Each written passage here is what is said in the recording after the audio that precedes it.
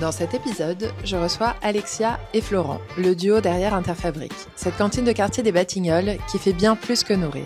Lui, ancien vendeur chez Colette, elle, ex-styliste chez Yves Saint Laurent. Deux reconversions, un projet commun né de leur amour et d'une passion partagée pour la bonne bouffe. De leur début 100% végétarien au fameux bun du jeudi, des masterclass avec des chefs pendant le Covid à une cagnotte participative qui leur a sauvé la mise, Alexia et Florent racontent avec sincérité les coulisses de leur aventure entrepreneuriale. On a parlé d'apprentissage, de liberté d'entreprendre et de cette philosophie qui les anime au quotidien, toujours mieux qu'hier. Bonne écoute! Salut Alexia! Salut Florent. Salut Vanda. Salut Vanda. Merci d'être là sur le podcast. Si je vous ai invité aujourd'hui, c'est parce que vous dirigez une cantine de quartier aux Batignolles, de mon quartier chéri, que j'adore. C'est des produits locaux, super bons, de saison. Vous êtes adorables, on se sent bien chez vous. Ce n'est que le début. Hein. Et je crois que c'est l'une des premières fois jusqu'à maintenant dans mes enregistrements que je ne connais pas votre passé. Et ça m'intéresse vachement de savoir d'où vous venez. On peut remonter très très loin dans le temps, même il y a 100 ans ou 200 ans si vous voulez, mais au moins commencer par votre enfance et voir comment vous en êtes arrivé jusqu'ici et ensuite peut-être ouvrir sur l'après. Donc pour commencer, on va essayer de répartir la parole équitablement. Ouais. Je vous propose de vous mettre d'accord pour que le premier commence et nous raconte d'où il vient. Vas-y mon cœur. Alors, je m'appelle Florent Artis. Je suis né le 28 février 89 dans la Vienne, vers Poitiers. Je suis né dans une ferme. Mon père, mes parents étaient agriculteurs. De manière générale, je sais pas techniquement sur le comment faut raconter sur comment on en est arrivé là. Ouais, même pas. Enfin, qu'est-ce que t'aimais petit? Est-ce que t'avais des frères et sœurs? Comment ça se passait à l'école? Ouais. Enfin, un peu tout cet environnement-là. Qui était le petit Flo? Ok. Bah, dans l'ensemble, comment résumer ça? On était dans une fratrie. On avait une fratrie de 4 personnes. J'ai 2 grands frères, une petite sœur. Je dirais que grosso modo, pour la résumer, la vie, ça roulait à peu près jusqu'au divorce de mes parents. Ensuite, la fratrie a été complètement éclatée. T'avais quel âge à ce moment-là? 8 ans environ, à ce moment-là. Et c'est vrai que beaucoup de choses ont changé par rapport à tout un tas de choses sur lesquelles je ne me posais pas véritablement de questions sur ce moment-là. C'est un peu... ça reste un peu cliché, mais il y a une sorte de rentrée dans le monde adulte pour un enfant qui n'avait pas nécessairement sa place dans toutes ces choses-là. Tu l'as vécu comment, toi? Je pense que ça a été un divorce qui a été assez difficile, sans nécessairement se rendre compte de ce qui se passait à ce moment-là sur les problèmes d'enfants, mais on reste des enfants qui ont été quand même beaucoup mêlés à des problèmes d'adultes, avec un divorce qui a duré relativement longtemps pour mes parents. Et après, on est venu sur cet éclatement et un non-entente de mes parents. Donc on a été séparés, frères et sœurs, y compris. Ouais, moi je suis parti avec ma petite sœur. Mes 2 grands frères étaient un peu plus vieux. On avait une dizaine d'années d'écart. Et comme pas mal de femmes d'agriculteurs de l'époque, ces femmes-là, elles aidaient sur la ferme. Elles se sont retrouvées un peu sans boulot à ce moment-là. Donc elle a été un peu tâcheron pour faire tout un tas de choses qui se présentaient au quotidien. Ça n'a pas été nécessairement une vie très très rose et très très marrante pour nous à ce moment-là. Et c'est vrai qu'il y avait pas mal de fractures qui se faisaient au quotidien, soit d'un point de vue de ma mère ou d'un point de vue de la vie qui se présentait, qui était devenue une vie un peu dure, un peu pessimiste. Mais ça, c'est une vision qu'on nous avait toujours un peu inculquée. Même avant le divorce? Ouais, avant le divorce, la vie n'était pas forcément quelque chose ni de très très drôle, ni de très très rose. C'est toujours les choses étaient à faire parce que c'était à faire, les choses étaient dures parce que c'était dur et que c'était comme ça. Okay. Mais c'était une manière de voir les choses dont je m'étais jamais vraiment particulièrement posé de questions. Et je dirais qu'approchant la vingtaine, on a eu l'occasion à un moment donné de venir à Paris dans le cadre d'un changement de boulot de ma mère. Et j'ai terminé mon lycée là-bas. Ok. T'avais 18 ans? Ouais, 18-19 ans. Elle a décidé de repartir. Moi, j'ai décidé de rester. Elle est partie genre 1 an après ou... Ouais, 1 an après, ça l'a pas fait. Donc elle a décidé de partir. J'ai décidé de rester. J'ai trouvé un premier taf, de fil en aiguille, une chambre de bonne, schéma assez classique. Pareil, je me posais pas trop de questions. L'idée, c'était surtout de trouver un taf pour pouvoir payer ma chambre de bonne, pouvoir vivre au quotidien. Ouais, il n'y avait pas une passion qui t'animait forcément à ce moment-là, ou une envie ou... Non, franchement pas particulièrement. Ouais. Je sortais du lycée, je m'étais mis direct à bosser parce que j'avais pas véritablement d'autre choix. Et de fil en aiguille, je me suis retrouvé un peu pris de culot. Je me suis dit, tant qu'à faire un truc qui est peut-être de base pas terrible, je me suis retrouvé à être vendeur. Je me dis, autant être dans un truc cool. Donc, pris un peu de culot, je suis allé voir, à l'époque, il y avait cette boutique rue Saint-Honoré qui s'appelait Colette. Ah ouais. J'ai pris un CV, j'ai pris mon courage à deux mains, je suis allé voir Colette, je lui ai dit, voilà, j'aimerais travailler, est-ce que vous avez une place pour moi ? Elle m'a dit, c'est plutôt culotté de venir me voir, il n'y a pas de souci. Écoute, si t'es libre lundi, on commence lundi. Ça l'a fait. Ah, c'est ouf. Ça l'a fait. C'était au tout début de Colette ? Non, c'était en 2013. En 2010. 2010. Et oui, 2010, pardon. Et ça l'a fait, 2018. ça l'a fait... 2008. Tu penses ? Ouais. Ah bah oui. Ouais, ça date maintenant. Ouais. Et on est passé 2013 à 2008, là. Ouais, je te dis ça parce qu'en plus, c'est forcément en 2000. On s'est mariés en 2013. Donc, clairement, je sais j'arrive à peu près à me repérer dans le temps, tu sais. Et ça l'a fait. Pareil, de fil en aiguille, c'était plutôt cool de bosser là-bas. Puis c'était assez fou. On rencontrait des gens un peu...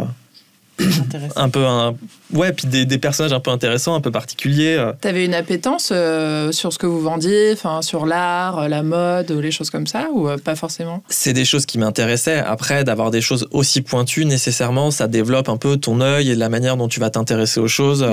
Et puis, aussi, certaines fois, on te présente des trucs qui sont un peu what the fuck et tu te dis waouh.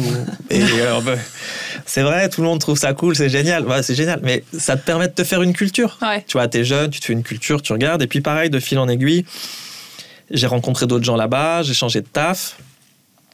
Et vendeur, c'est chiant. Personnellement, je trouve ça chiant au bout d'un moment. Et pareil, de fil en aiguille, je rencontre encore d'autres personnes. J'arrive à trouver un taf dans une boîte qui est Célio à l'époque. Mais là, je bosse plus en boutique. Je bosse dans les bureaux. Ok. Sur quoi, du coup, le market ? Sur du merchandising. Mais le job est cool. Il n'y a plus de taf en boutique. Il n'y a plus de soir. Il n'y a plus de week-end. Nous, on venait d'avoir une fille à ce moment-là. Sauf que le job de Célio à l'époque... Je ne suis pas au courant, mais la boîte rentre en période trouble économiquement. Le job s'arrête et je me retrouve au chômage. On est en quelle année, là ? On est en 2015. Donc voilà. Ensuite, on se laisse 6 mois, mais ça Alors, va... attends. Ouais. Là, si on arrive à l'embranchement... Ouais. On va s'arrêter là. Ok. J'ai peut-être juste... y a une question qui m'est venue tout à l'heure. Quand tu travaillais chez Colette, est-ce que... Pour moi, c'est un très grand écart entre Colette et ce que tu as vécu plus jeune, justement, à la ferme. Est-ce que toi, tu sentais ce décalage ou pas du tout ? Ça te semblait pas ahurissant de vendre, je sais pas, un porte-clés 1000 balles ou quand tu vois ce que c'est vraiment le travail de la terre, quoi. Après, il y a un truc qui est assez particulier à ma propre vie à moi. C'est que d'avoir vu mes parents autant galérer, d'avoir vu de faire un travail de titan et de ne jamais rien gagner, jamais partir en vacances, toujours voir cet argent passer, mais c'est vrai que tu produis beaucoup et à la fin, il te reste rien. C'est vrai que depuis très très jeune, un de mes buts à moi, et je dirais que même particulièrement s'il devait y avoir un top 3, c'est de s'en sortir financièrement. Mais de s'en sortir financièrement parce que pouvoir avoir une vraie vie confortable. Ouais. C'est vraiment un truc qui est super important pour moi. Ouais, de surtout pas vivre ça. Quoi. Et c'est vrai que sur l'expérience chez Colette, je me posais pas trop de questions. À vrai dire, pour l'époque, c'était, ça me paraissait fou. Mais bon, après, sur même ce qui était vendu dans la boutique, tout est justifié par un travail assez particulier, soit un travail d'artisanat, soit un travail de recherche, soit un travail de préciosité. Donc non, à vrai dire, je me posais pas trop de questions sur l'écart entre les deux. Okay. Puis, faut dire qu'il y a eu quand même pas mal, entre-temps, de ruptures familiales. Donc moi, c'est à la suite de ça, ne serait-ce que sur le schéma des parents. Les parents, c'est des gens qui nous ont plusieurs fois abandonnés, qui sont plusieurs fois partis, revenus. Donc moi, de mon côté, sans égoïsme aucun, c'est vrai que c'est quelque chose qui était peut-être assez facile de s'en séparer et d'arriver à couper une partie de mon histoire pour aller me construire la mienne. Voilà. Est-ce qu'il y a des choses qui t'ont donné justement de la force ou du courage pour te construire toi, sans tes parents? Peut-être une part de colère et de revanche à prendre, en vrai. Et c'est une phrase que je dis souvent, c'est qu'il y a quelque chose, c'est que j'aimerais jamais qu'on me regarde comme les gens regardaient mon père. Ah ouais. Voilà. Mais parce que pour toi, les gens regardaient ton père comment? Il se faisait souvent prendre de haut, parce qu'il galérait, parce que c'est un monde qui est dur, le monde de l'agriculture, c'est un monde qui est très... sans que le terme soit très masculiniste, c'est-à-dire que c'est au plus gros tracteur, à celui qui réussit le plus, à celui qui... Et je pense qu'il n'était pas dans le top 3, lui, pour le coup, de ceux qui réussissaient dans le coin. Puis c'est des gens qui... Tu bouges jamais, en vrai. Tu bouges jamais de là où tu es. Tes terres, elles sont là où tu es. Tes bêtes, elles sont là où tu es. Donc, tu peux pas les laisser même une journée. Une dernière question avant qu'on vienne sur l'enfance d'Alexia. Je me demandais, comme maintenant, je sais que tu fais de la cuisine et que vous êtes restaurateur et tout... est-ce que ce lien que tu avais en tant que vendeur avec les clients et tout ça, c'est déjà quelque chose qui a réveillé peut-être le fait que tu aimes bien être auprès des gens et leur faire plaisir? La commercialité, c'est pas quelque chose qui me dérange particulièrement. C'est même l'idée commerciale des choses. Je trouve ça agréable comment dire? Je trouve ça agréable d'expliquer les choses aux gens, de ce qu'on fait, d'expliquer notre démarche. Donc c'est vrai que c'était quelque chose qui se retrouvait et qui fait un lien effectivement avec le commerce et d'avoir toujours fait un petit peu de commerce. Mais dans l'aspect du projet dans lequel on est aujourd'hui, c'est vrai que c'est pas la partie première sur laquelle je suis. C'est vrai que c'est Alexia qui est plutôt exposée sur cette partie-là et qui va être principalement en avant de cette difficulté-là. Et c'est vrai que pour le coup, je suis très préservé par rapport à elle. Mais oui, effectivement, il y a un lien. Ok. Mais c'est pas mon premier lien à la commercialité aujourd'hui. D'accord. Voilà. Disons que toi, ça te permet quand même d'avoir une commercialité qui est choisie, là où moi, je suis plus dans un rapport qui est quelquefois quand même un peu subi.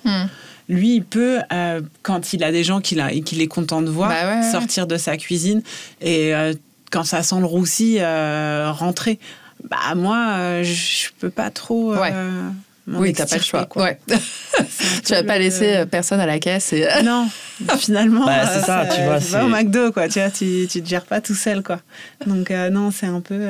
Mais j'ai appris avec le temps. Du coup, comment t'en es Alors, on va arriver jusqu'à cet embranchement, mais toi, dans quel environnement t'as grandi?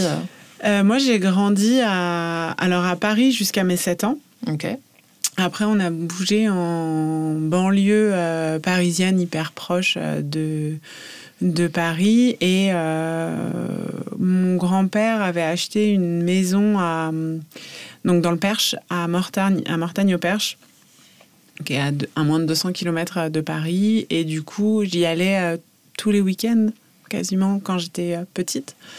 Maintenant, ma mère habite dans cette maison et du coup, elle vit là-bas et on continue d'aller la voir. Mais c'est vrai que moi, j'ai pas du tout eu la même expérience de vie que Flo. Je viens d'une famille tout autant dysfonctionnelle, mais... Qui n'en a pas. Ouais. Et du coup, moi, j'ai 2 frères et une sœur. Plus grand, plus petit? C'est moi la plus grande. Donc vraiment enfance, tout ce qu'il y a de plus classique, séparé entre ta semaine à Paris, le week-end dans ta maison, voilà. Tes parents faisaient quoi? Ma mère, elle s'est occupée de nous. Et parce que 4 enfants, ça reste... la mère de Flo avait 4 enfants également, mais du coup pas le même quotidien. Et mon père était expert comptable. Ok. Donc vraiment après à un moment donné il a eu un petit délire vers je pense 50 ans, je me souviens plus trop, mais il a ouvert une épicerie fine. Mais pour le coup, nous on a une vraie appétence pour la nourriture, la gastronomie, aller dans des bons restos.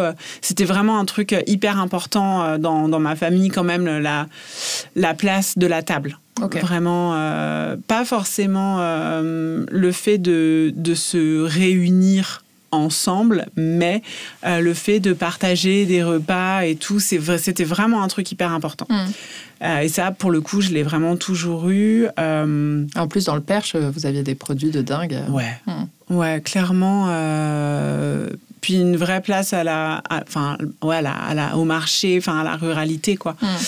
Et voilà, moi j'ai fait des études, j'ai fait ma petite vie de Ginette classique, quoi.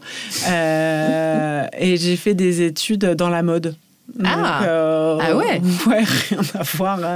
Parce que tu étais passionnée par ça ou... Ouais, en fait, je pense que c'est vraiment l'aspect de la créativité. Je pense que j'arrivais pas trop à capter comment canaliser tout ce qu'il y avait dans ma tête. Et c'est surtout que moi, j'adore l'idée de l'apprentissage, en fait. L'idée d'apprendre des nouvelles choses tout le temps. De faire et on verra après, en fait, si ça marche, si ça marche pas. Et du coup, j'ai fait une école de stylisme, modélisme. À Paris ? À Paris, ouais. Et j'ai enchaîné, j'ai travaillé dans des maisons de couture. Et j'ai fait un petit temps de pause. Pendant un moment donné, je créais des petits bijoux, je faisais des petits bracelets, des petits colliers, des petites pochettes et tout. J'adorais. Et en fait, en complément de ce job-là, je travaillais chez Petit Bateau, en face de chez Colette. Et c'est comme ça que j'ai rencontré Florent. Merci. Parce que je me disais, mais on a complètement zappé la rencontre. Il m'a zappé.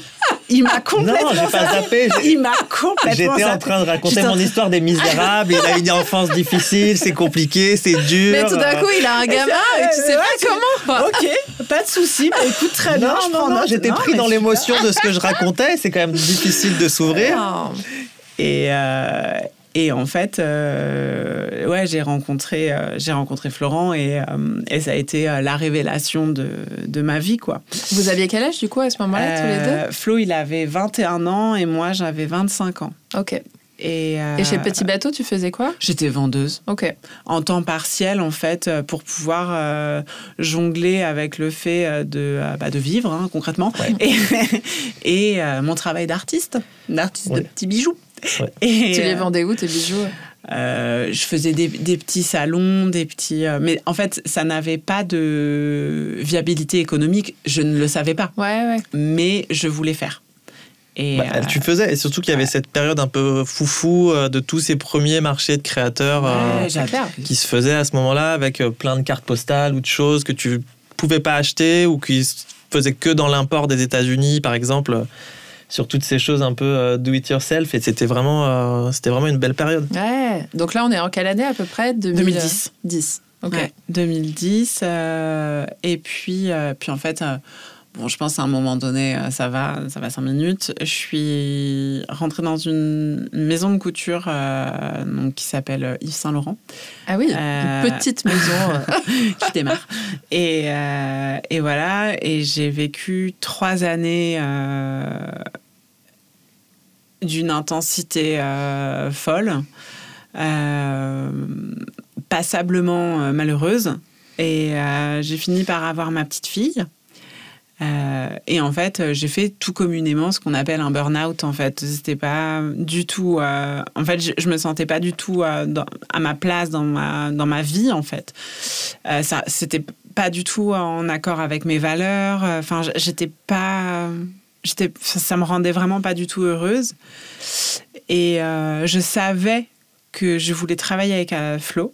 Je savais que je voulais qu'avoir ma famille, c'était hyper important pour moi, que je voulais en profiter, que c'était pas du tout compatible en fait avec la mode. Et je pense que d'avoir eu ma fille, ça m'a vraiment tout remis les choses en place. Ouais, exactement. Ça change ton échelle des priorités. Ouais. En fait, d'avoir quelqu'un qui va, sans être sur ce truc qui va compter sur toi, juste t'as un lien d'attachement qui se crée avec quelqu'un que t'ignorais il y a quelques semaines, dont tu ignorais l'existence. C'est vrai qu'elle était toute jeune à ce moment-là.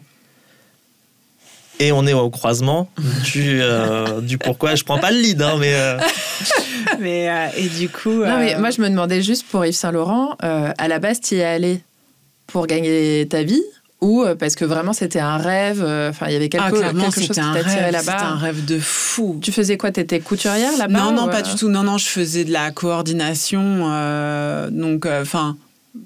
Grosso modo, j'étais un peu secrétaire de luxe, quoi, tu vois. Je faisais un petit peu... non, toi, tu bois pas dans des gobelets en carton. Toi, tu as besoin de gobelets en carton, je vais t'en commander. Voilà, c'était un peu... pas haletant, quoi, tu vois. Ok. Mais tu t'es pas rendu compte de tout ça avant d'avoir ta fille. Que ça t'excitait pas. Si, mais en fait, j'avais pas. Je pense que je savais pas trop ce que je cherchais, ce après quoi je courais. En fait, je pense.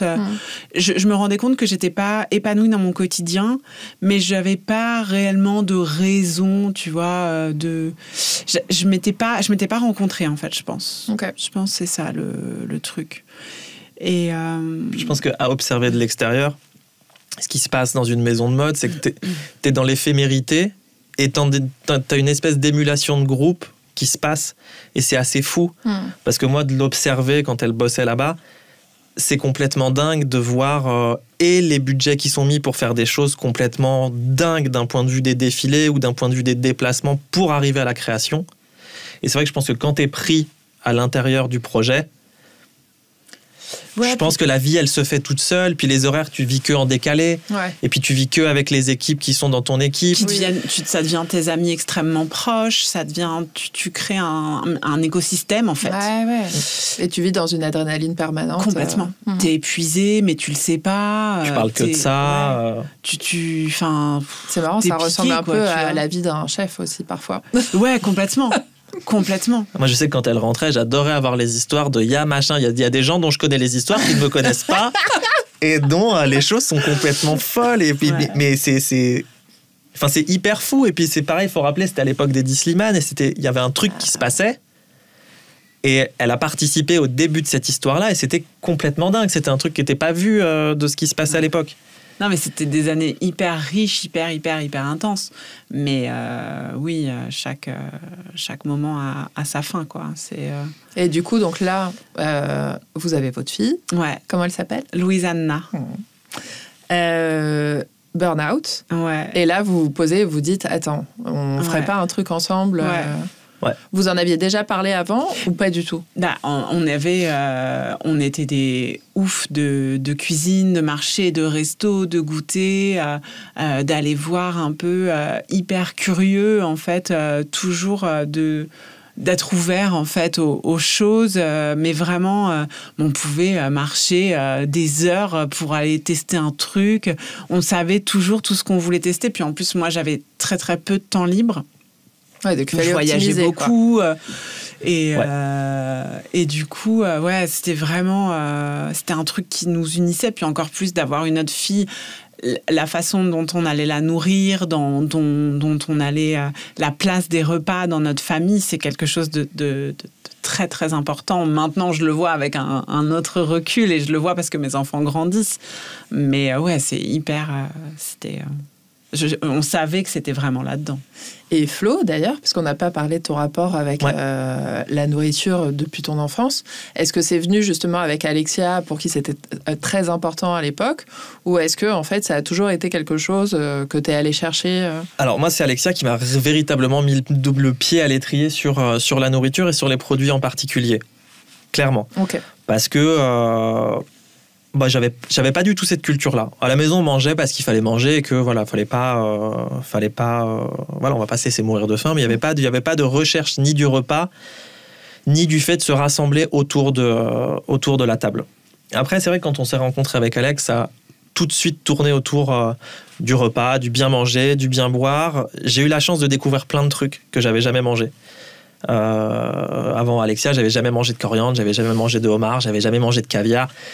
Des trucs que tu manges pas tous les jours. Homard, caviar, c'est pas la même catégorie, mais, tu vois non, mais c'est vachement intéressant.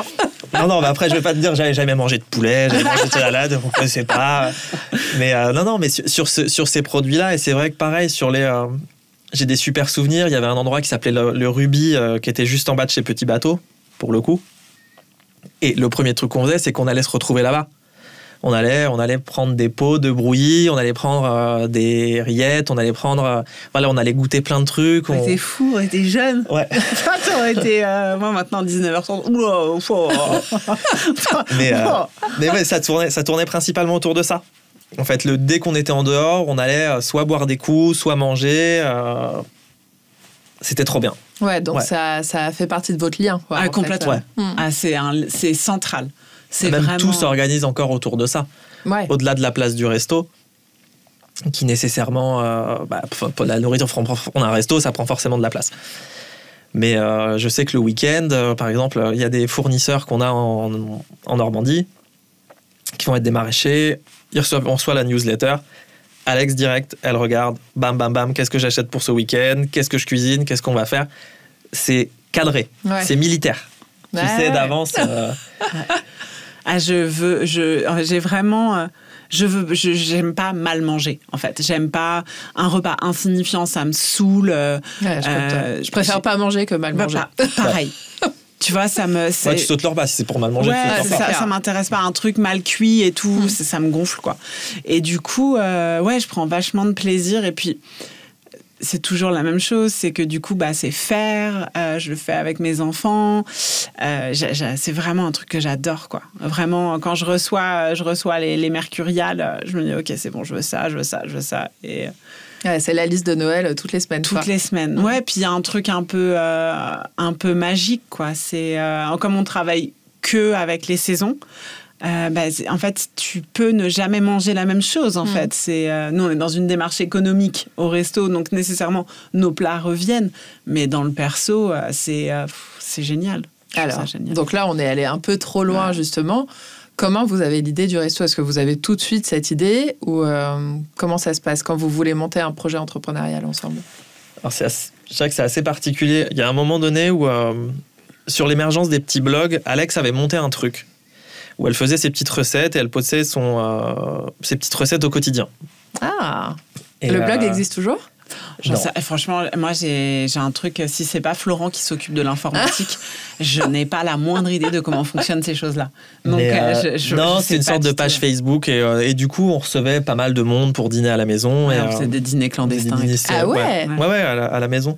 Que vous faisiez payer ouais. Waouh. Vous étiez où ? Dans quel quartier ? Dans le 11e. Ok. Voilà. C'était en quelle année, ça ?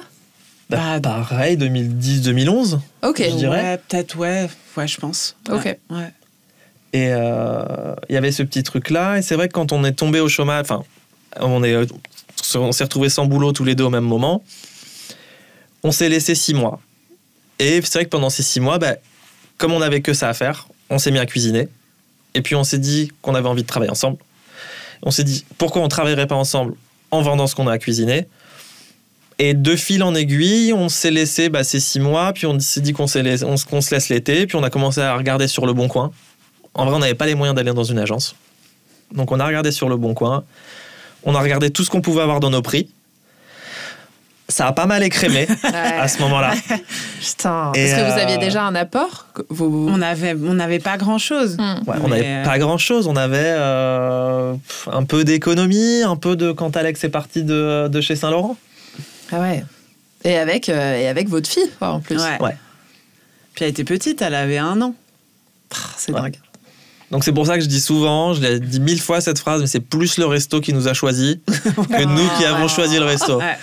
En vrai, on a pris un peu ce qu'on pouvait se payer à ce moment-là. Non, mais avec le recul, c'est vraiment un truc... Moi, j'ai tellement de tendresse. Je suis allée dans un café l'autre jour et je les ai vus, les deux.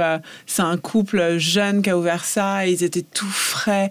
Et ça m'a fait du bien de les voir. Je me suis revue il y a 10 ans et j'étais trop contente. Et ça n'a rien à voir avec ces gens en question, mais je me dis, avec le recul, nous, on ne savait pas, mais ce qu'on a ouvert... Donc, le 24 novembre 2016, n'avait aucune viabilité économique. Ah ouais ? Aucune. Non, ça n'en avait pas. Non, mais... Ça n'en avait pas. Même les plans qu'on a fait avec le comptable... C'était absolument... on était bercés de... Pas bercés d'illusions, pas du tout. On n'était pas non plus crédules à ce moment-là, mais... On faisait 2 tartes dans la journée, on faisait 12 gâteaux, 12 parts de gâteaux. On était rincés. Vie, quoi. Là, maintenant, on envoie 100 couverts à 2 et on y va, quoi. Ouais, c'est dingue. Ouais, mais vous étiez débutant, il faut bien commencer quelque part.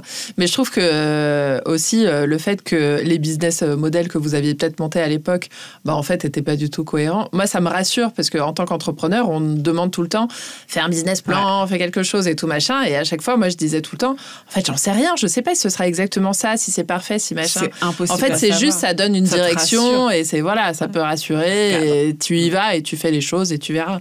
Mais c'est vrai que moi, je me mettais tout le temps martel en tête pour me dire il faut que ce soit parfait, que ce soit exactement ce qui va se passer. Alors qu'en fait, pas du tout, quoi.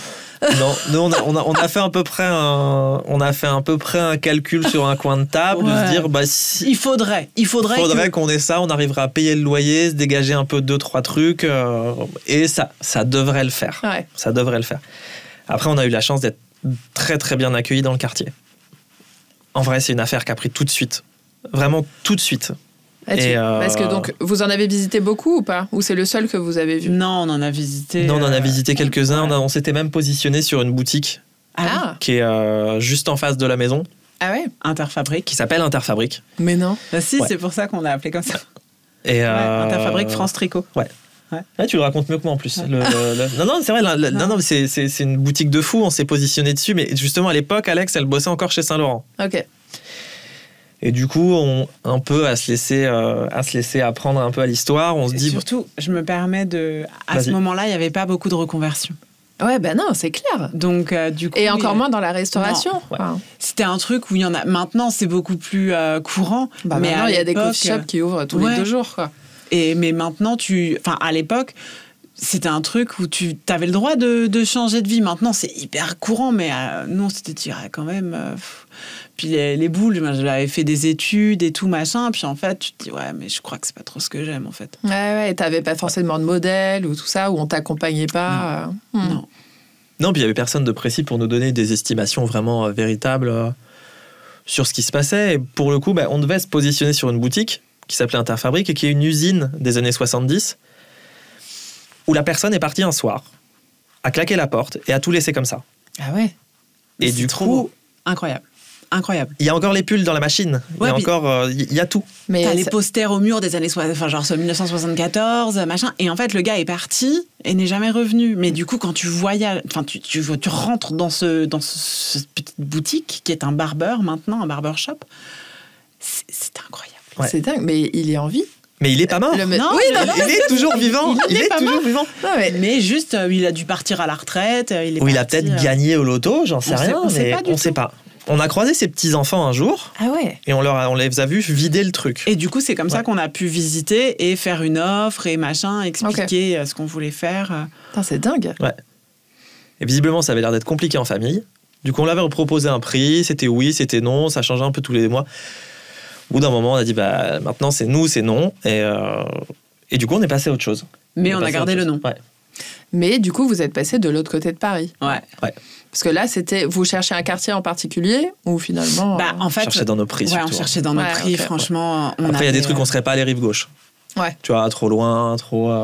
pas sûr d'avoir la même démarche, ni le même intérêt, parce il se passait déjà quelque chose dans le 11e à ce moment-là. Ouais. Tu vois, tu avais l'apparition des terroirs d'avenir, il y avait déjà toutes ces choses-là, le quartier se transformait déjà. Et puis après, le truc, c'est que comme nos compétences... En fait, si tu veux, nous, ce qu'on voulait ouvrir, c'était vraiment une petite sandwicherie, un petit truc, tu fais tes petites tartes, tes petits machins. Mais on était 100% végétarien, avec que des produits sélectionnés. C'était vraiment... on faisait que de la saison. C'était quand même beaucoup de choses qui étaient très complexes. Ouais. Ouais, dès le départ, on s'est imposé un cahier des charges. Ouais, j'avais oublié que vous étiez 100% végétarien au début. Ouais. On a ouvert à la viande avec le Covid. Ah ouais ? Ouais. Ok. Ouais. Avant, on faisait dans les buns, on faisait des buns viande. Mais ça c'est quand le resto avait déjà en 2019, tu vois, le resto avait déjà 3 ans. Ouais. Les buns, c'était que le jeudi en plus à l'époque. Ouais. On les faisait qu'une fois par semaine, c'était que le jeudi. Ah ouais. Alors que pour moi, au début, vous étiez vraiment connu pour les buns. Enfin, moi, tous mes amis y allaient pour ça, quoi. Et moi, comme je pouvais pas manger de gluten, je me disais, je passe à côté d'un truc, quoi. Alors qu'après, j'ai découvert les plats et que j'ai adoré. Mais pour moi, Interfabrique, au début, c'était les buns. Alors qu'en fait, non, c'était que le jeudi. Non, c'est l'inverse, en fait. Ouais. Alors, c'est dingue. Ouais. Les buns, c'est arrivé, on a commencé à en faire en 2018.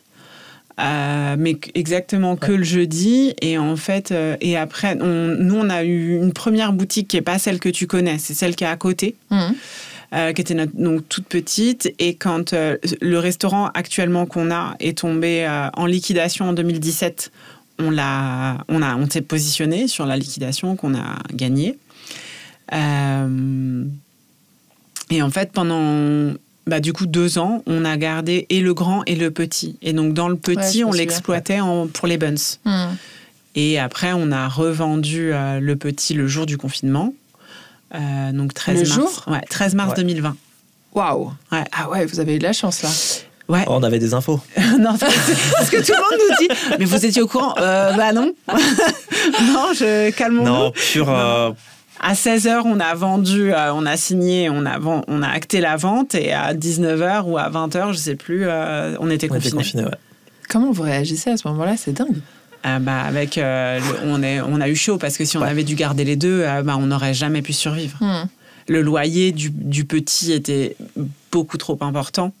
Et beaucoup plus important que le grand? À la proportionnelle, ouais. À la proportionnelle, ouais. Ouais, c'est délirant. Ouais. T'es à 1 800 € de loyer pour 17 mètres carrés, tu vois.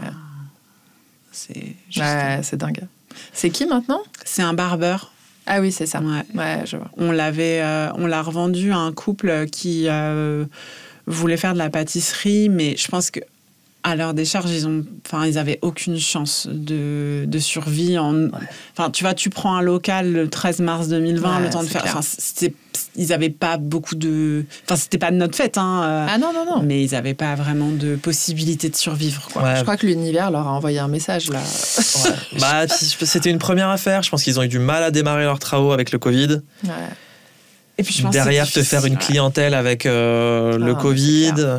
Et puis il y a les travaux, tu vois, donc t'es quand même... Nous, on a les travaux de l'hôtel à côté, pas les travaux du l'hôtel. L'hôtel. Donc, pour situer, pour tous les gens qui écoutent, parce qu'il y en a beaucoup, je pense, qui ne seront pas à Paris d'ailleurs, vous avez trouvé le lieu au Batignolles, dans la rue Legendre, donc un quartier très agréable, très bobo, beaucoup de familles. C'est hyper familial, complètement. Pas du tout touristique. Non. Vraiment, c'est le petit village. Complètement. Et il y a une vraie vie de quartier entre les deux rues dans lesquelles on se situe, entre la rue de Lévis et la rue de Saussure. Il y a des gens qui ne sortent pas de cet endroit-là. Il y a des gens qui ne consomment que dans cet endroit-là. Et c'est trop bien. Il y a des gens qu'on a vus se marier, qu'on a vu faire des demandes en mariage dans notre établissement. Au comptoir. C'est vrai? Ouais, c'est vrai. Genre une bague dans le bun ou Non, je sais plus. Ils avaient demandé il y avait un truc comme ça au comptoir. Mais c'était hyper mignon. Ouais, donc il y a une vraie vie de quartier et tout. Top. Et donc là, vous parlez des travaux. Il y a des travaux qui ont toujours lieu actuellement en 2025. Ouais. Ils ont commencé quand? En 2019. Ouais. Ok. Et donc ça, c'est des travaux. Un numéro de là où on est actuellement. Donc du coup 2 numéros du petit où on était avant, mais c'est vrai que ça invisibilise complètement les nouveaux commerces. Nous, on était déjà existants avant, on avait déjà notre réputation, etc. Donc du coup, ça nous a impacté, mais pas autant que si j'avais dû lancer mon propre business à un moment aussi trouble que celui-là. Ouais, c'est clair. Et c'est surtout que après le Covid, il y a eu quand même un engouement où les gens ont quand même globalement pris conscience de la préciosité d'avoir un tissu local. Et du coup, clairement, je m'inclus dans cette base de clientèle parce qu'à l'extérieur de mon établissement, je suis également cliente, mais tu peux pas sauver tout le monde. Donc, du coup, tu vas nécessairement sauver ceux que tu connais et tu vas faire l'effort d'aller chez ceux que tu connais. Et c'est vrai que ça laisse moins de place et moins de chances pour être découvert par les autres qui sont plus nouveaux, quoi. Ouais. Et pourquoi vous aviez commencé d'ailleurs la viande avec le Covid? Alors, tout simplement parce qu'on était fermés, on n'avait que des femmes en clientèle. Et en fait, avec le Covid, nous, on est restés ouverts. Donc, pas le premier confinement, mais le deuxième. En fait, avec le Covid, on a eu vraiment une explosion de la clientèle, de fréquentation. C'était vraiment du délire. Et en fait, à partir de ce moment-là, nous, on a eu besoin de se professionnaliser avec Flo. Parce qu'on envoyait 150 couverts par jour, donc à emporter. Mais en fait, à ce niveau-là, tu peux plus bricoler. Tu peux pas assembler. En fait, fallait qu'on sorte de cet assemblage. Ouais. Fallait qu'on commence réellement à cuisiner. Et du coup, on a entrepris quelque chose de farfelu, mais qui était hyper cool. En fait, j'en garde un super souvenir. C'est qu'en fait, notre établissement était ouvert, mais l'établissement de plein de chefs qu'on adorait était fermé. Du coup, on leur a dit « Hey, tu veux venir nous former dans notre établissement ?» Et du coup, c'est comme ça qu'on a commencé à faire des masterclass. Ouais. En fait, on ne pouvait pas sortir. Et puis, ce moment-là, il ne fallait pas qu'on le rate, si tu veux. On avait été fermé pendant hyper longtemps. On perdait quand même avec le fait de ne pas pouvoir exploiter l'établissement. Enfin, c'était quand même assez compliqué. Et du coup, on s'est formé avec des chefs qu'on adorait. Trop bonne idée. Et toujours essayer de s'entourer de gens qui vont être meilleurs que nous sur ces points-là. Parce qu'on n'était pas dépassés par nos 2 tartes ou nos 12 cupcakes comme au début. Mais c'était trop désorganisé. Ouais. Il n'y avait pas de... Mais surtout, est-ce que vous aviez passé des CAP et tout ça ? Non, pas du tout. Ouais, c'est ça. Vous avez appris sur le tard. Bah ouais, parce qu'en fait, à la base, on voulait juste faire des tartes, des soupes, des cupcakes, quoi. Non, mais de base, dès le départ, c'est un projet qui s'est emballé. C'est-à-dire que même dans le petit, la première adresse, dès le départ, je dirais qu'à la première semaine, le premier jour, on a les copains qui sont venus. Allez, 10, 15 personnes qui sont venues manger. Deuxième jour, on a eu 30 personnes, puis 40, puis 50, puis on a dépassé les 100 personnes au petit. Les gens faisaient la queue jusqu'au coin de la rue et les gens attendaient. Ouais. Non, mais on était toujours sur notre organisation. Nous, on venait pas de là, on savait pas faire, on n'avait pas forcément les bonnes lignes d'achat, ni les bons fournisseurs exactement comme on voulait. Comme à la maison, quoi. Ouais. Et on a commencé à s'acheter du matos, à regarder comment faisaient les autres, à regarder les émissions culinaires aussi, voir comment ils faisaient. Et arrivé le Covid, pareil, on s'était bien entraîné quand on était confinés, mais ça correspondait pas du tout à ce qu'on voulait à la fin. On avait les dressages, ils étaient vraiment très bruts. C'était pas cantine là, c'était cantoche. Ah ouais. Ah ouais, c'était pas quali. Du coup, on s'est dit qu'on allait prendre les gens qu'on aime. Et sur la fenêtre d'ouverture business, pure business, on loupait le public masculin. Sans viande, on n'avait pas les mecs. Ouais, donc c'est pas un cliché, quoi. Et du coup, tu vois... non, c'était pas... Et puis, économiquement, ça représente une manne financière, tu vois. Bien sûr. Tu peux pas te dire, je vais me fermer à 50%. Ah, non, mais bien sûr. Et on a commencé à faire mais vraiment, juste ce qu'on aimait manger, en fait. Des plats simples, réconfortants, bien travaillés, avec des bons produits. Et surtout, on essaye quand même d'avoir un prix assez raisonnable. C'est-à-dire que tu es quand même à emporter sur un plat du jour à 13 €. Même si ça fait encore vraiment débat, mais du coup on essaye quand même d'avoir quelque chose qui est où tout le monde s'en sort. Ouais. Voilà. Et mais attends, juste pour revenir au masterclass, parce que ça m'intéresse vachement. Qui vous a formé ? On a pris. C'est pas forcément des gens qui sont connus. Ah ouais, non, c'est vraiment des gens. On a travaillé avec Joanne Barichas, on a travaillé avec Hugo qui a ouvert l'Orillon, j'adore. Et qui nous a donné plusieurs cours en fait, parce qu'il y a eu un moment où par exemple nous on a été limités par une fois que tu reçois ta bête, faut que tu apprennes à la débiter. Ouais, tu vois, et du coup c'est des trucs où on a eu la chance qu'ils viennent avec, tu vois, beaucoup de... tu vois, dans un échange, en fait, sans être pris de haut, à juste pouvoir échanger, et c'est hyper cool. Ouais, tu vois, des gens comme Julie de chez Dame Jeanne, elle est venue, elle nous a appris à lever des poissons. Ouais, pendant le confinement, je lui ai dit, putain, je veux apprendre à lever des poissons. Bon, maintenant, elle est partie à Berlin, mais elle m'a dit, vas-y, je viens. Du coup, tu commandes tes poissons, tu lèves tes poissons, et puis j'ai appris comme ça. C'était une vraie solidarité. Quoi. Ouais. Et tu vois, là, on travaille maintenant avec Satria de chez Ventre. Lui, donc vraiment toujours pour pouvoir en fait continuer d'apprendre en fait et être dans le partage avec des gens. Ouais. Et ça, à chaque fois, c'est gratuit ou est-ce que vous leur proposez un truc en échange ? Non, c'est payant. Oui, ok. Ouais, bien sûr. Je sais pas, j'imaginais une solidarité utopiste. Non, mais il y a des gens qui avaient essayé de se mettre là-dessus justement. Par exemple, Dame Jeanne, c'est quelque chose, on l'avait rencontré comme ça. Ah ouais? C'était un échange au moment du confinement. T'apprends les skills. Tu donnais des skills des uns des autres, en fait. T'apprends à aiguiser ton couteau et en échange, t'apprends ceci. Mais après, ça, c'est parce que les gens étaient à l'arrêt, qu'il y a une réalité économique aussi. Ouais. C'est-à-dire que tout le monde ne peut pas t'accorder du temps sur un temps libre, sachant qu'en cuisine, nous, on travaille le midi, on a cette chance-là, on ne travaille pas le soir ni le week-end. Mais il y a des gens qui enchaînent le midi, le soir, les coupures et le week-end. Donc, ils n'ont pas nécessairement ce temps-là. Mais c'est pas non plus toujours un truc de ouf. Parfois, c'est juste symbolique. Ce que tu vas payer auprès d'un chef pour le temps qu'il va te donner, c'est une passation. Après, tu as des trucs qui vont, par exemple, être un peu plus chers. En printemps dernier, on a pris un cours avec Frédéric Le Guen, qui, dans la foulée, était champion du monde de pâté en croûte. C'est un peu plus cher, mais t'as pas les mêmes prix des matières premières, t'as pas le même temps accordé, tu passes une journée avec lui. Mais pareil, t'apprends un truc. Ouais. Et lui, derrière, le gars, il est là. Et si t'as une question à lui poser, tu peux l'appeler. C'est carré.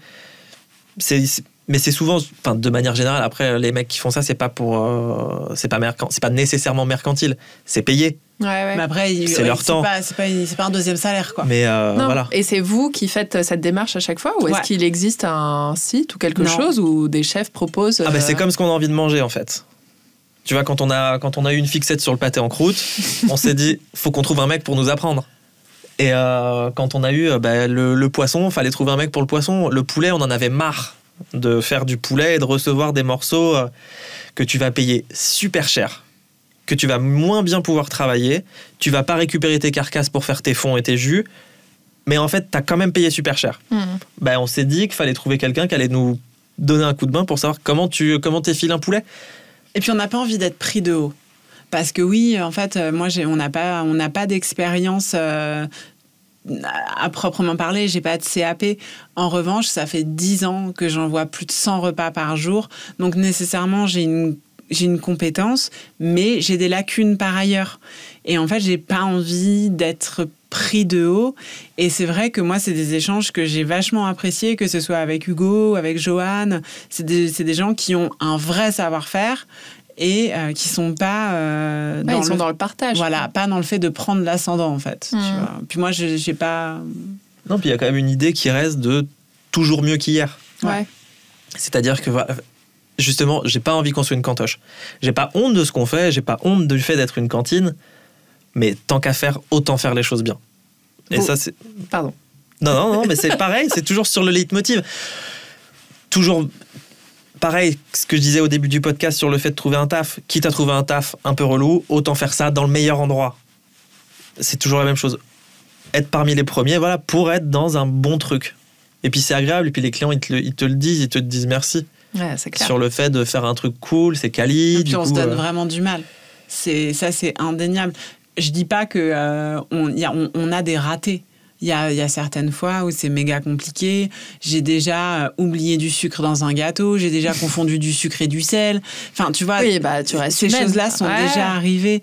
Mais grosso modo, il n'y a pas une journée où on n'est pas à fond dans ce qu'on fait. Et vraiment, je trouve que c'est vraiment quelque chose qui, en tout cas, même maintenant, au bout de 10 ans, m'anime toujours. Tu vois, là, j'ai voulu passer mon CAP pâtisserie, je me suis fait refuser parce que je peux pas faire les 14 semaines de stage. Ah. Mais du coup, c'est pas grave, je fais quand même le programme par ailleurs. Et puis, mais c'est dingue, ils te forcent quand même à faire le stage alors que tu exerces, en fait. Et je trouve ça tellement dommage. Je l'ai mis dans ma lettre de motivation, je trouve ça tellement dommage. Alors qu'avant, il n'y avait même pas de stage, en fait. Enfin, il faut un juste milieu. Tu peux pas valider aussi, par toi. 14 semaines, c'est énorme. C'est énorme. Non, c'est clair. Je peux pas partir, je vais pas... je pourrais pas être remplacée en plus. Enfin, ça n'a pas de sens, quoi. Donc, Et du coup, là, le resto, vous le présentez comment ? Cantine, restaurant ? Ouais, cantine de quartier. Ouais, on a une cantine de quartier.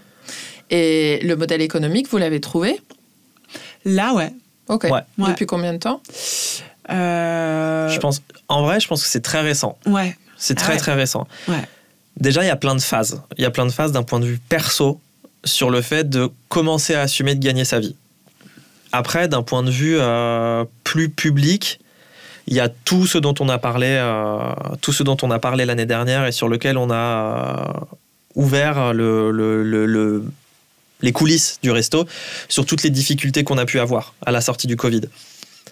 Parce que pour le résumer, on a eu un expert comptable qui, sur la période Covid, à la suite d'une mauvaise rencontre, n'a pas déclaré la TVA que nous devions et que nous avions à payer et qui est nécessaire pour le bon fonctionnement de l'économie, et ça, on l'entend bien. Et en fait, on s'est fait rattraper 6 mois plus tard avec une énorme dette de TVA sur le moment dont on parle, et qui est un moment où le resto tournait énormément. Et pris dans le quotidien du resto, en fait, comme tu as toujours des débits, des impôts ou quoi que ce soit, tu as toujours quelqu'un qui vient chercher quelque chose sur le compte. On pensait que ça faisait partie du forfait, de regarder et de gérer un peu nos comptes pour nous, ce qu'on n'a pas fait à ce moment-là. Et du coup, on a eu un contrôle fiscal dans la foulée, parce qu'on a repris à un moment donné le contrôle sur ce qui se passait.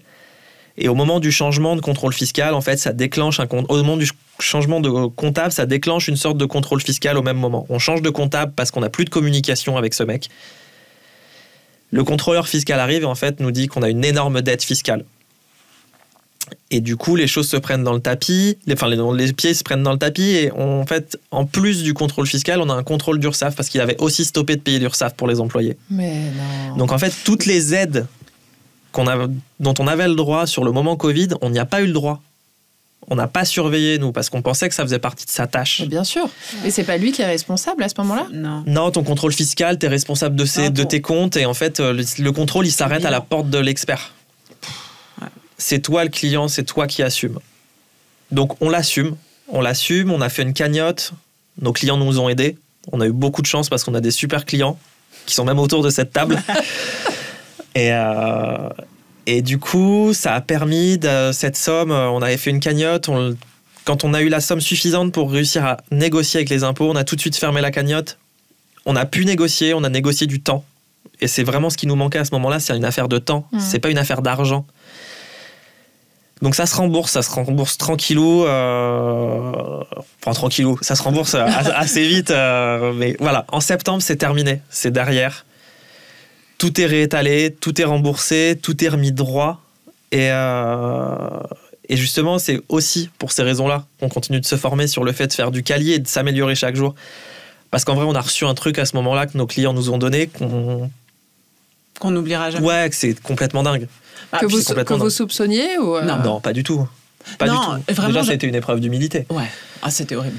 Mais moi, je me suis dit, putain, c'est terrible. En fait, ça va faire 10 ans qu'on est là. Et en fait, le truc, c'est que le jour où les organismes viennent et saisissent ton compte, en fait, t'as plus de compte, t'as plus rien, en fait. T'as plus de possibilités, t'as pas d'axe de négociation, tu n'as rien. Et c'est aussi heurtant que ce soit, c'est difficile de discuter, de dialoguer avec ces gens. Ça reste quand même... Je pense que c'est un axe d'amélioration de leur côté.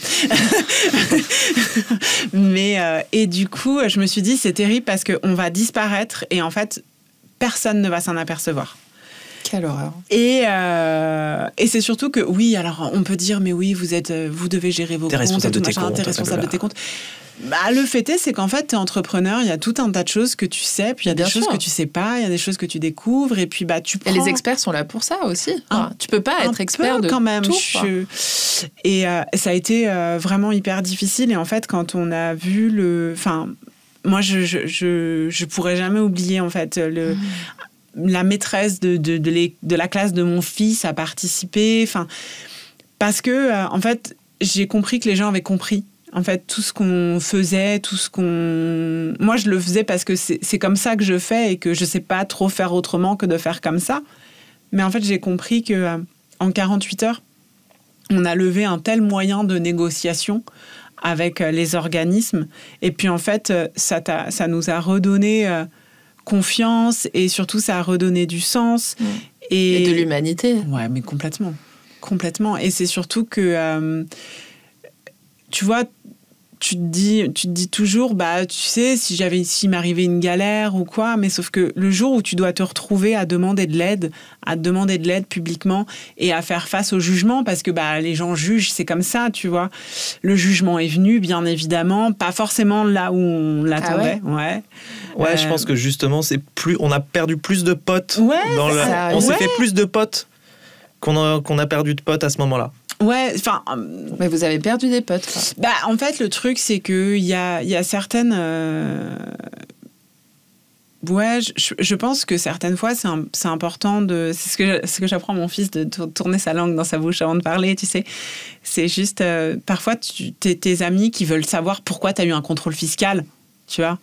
J'ai envie de dire, t'es pas entrepreneur, tu vois, tu sais pas comme c'est difficile, tu sais pas ce que c'est que l'administration, tous ces trucs-là. Et ça revient à ce dont on parlait tout à l'heure, sur le fait de... Moi, les institutions... Voilà, je fais attention, tu vois. Et je pense que certaines fois, quand tu as juste envie de savoir le croquant de l'histoire et à savoir à quel point l'autre a fauté, machin. Oui, la nature humaine qui va chercher. Ça va, en fait. Je pense que ça va. Je pense que c'est difficile pour moi, là, tu vois. Ouais. Je pense que c'est pas cool, quoi. Et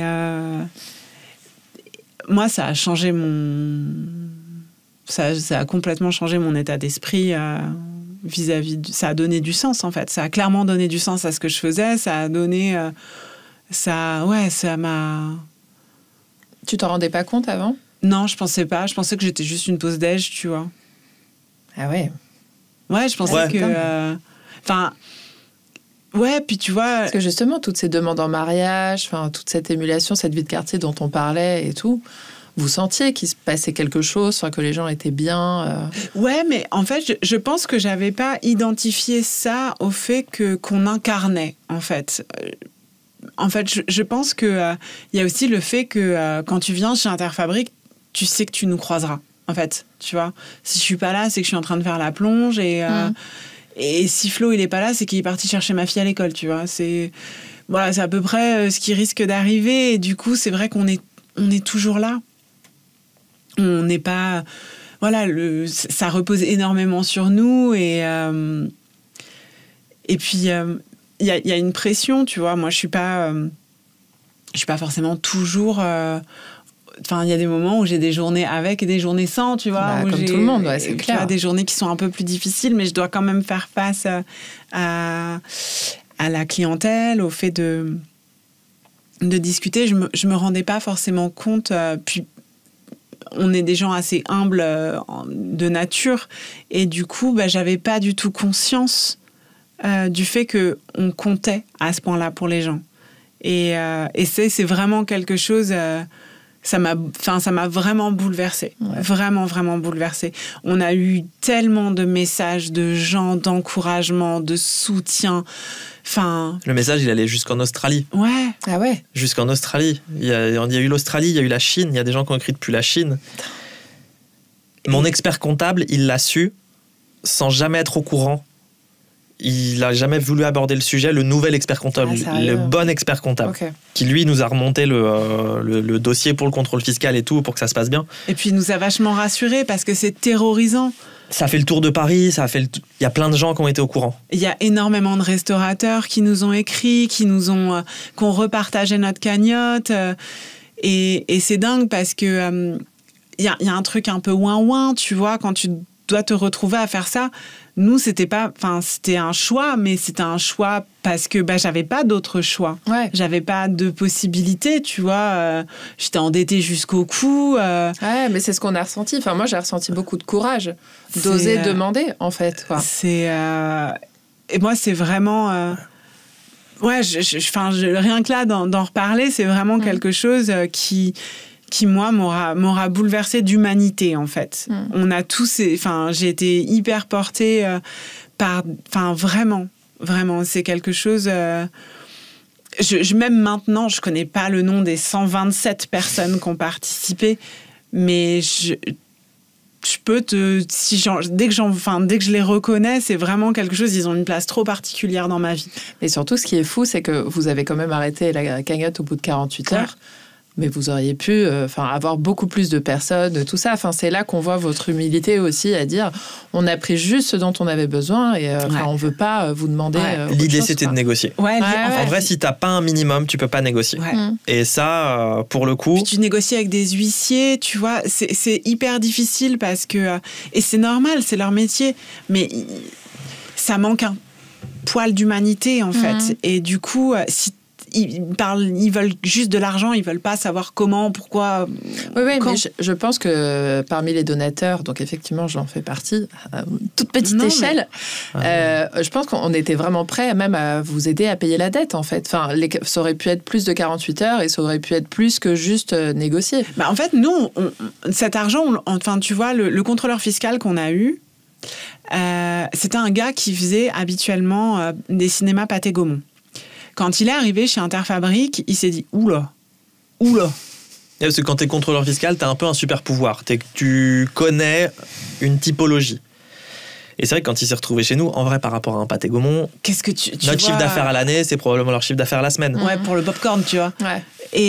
Et du coup, nécessairement, lui, il a compris tout de suite ce qui s'était passé.